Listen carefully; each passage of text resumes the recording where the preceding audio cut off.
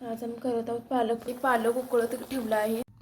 उकळलेले पालकची पाने गार पाण्यात ठेवावी, फ्रीजमधल्या काढून ठेवावी. व ती पालकची पाने मिक्सरमध्ये काढावी व त्यामध्ये हिरव्या मिरच्या 4, कोथिंबीर, आलं, लसूण यांची पेस्ट करून घ्यायची. त्यामध्ये ओवा घालावा, जिरं. प्रकारे पालकची पेस्ट तयार आहे. 2 कप मैदा घेतला आहे. त्यामध्ये ती पालकची पेस्ट टाकावी. त्यामध्ये चवीनुसार मीठ घालावे व पुरीला मळतो तसं मळून घ्यावे सगळे.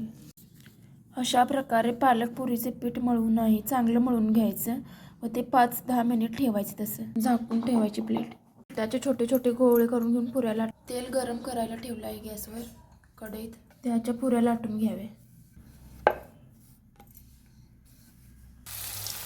व तळून घ्याव्या पुऱ्या.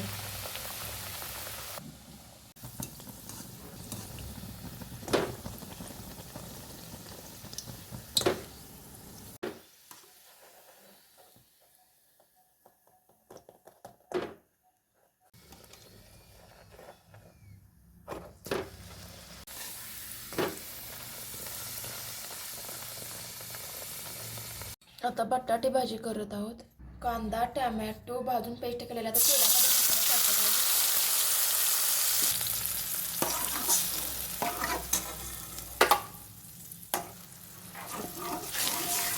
कांदा व टोमॅटो यांना भाजून मिक्सरमध्ये पेस्ट केली आहे. आता ते तेलामध्ये मंद आचेवर ठेवले आहे.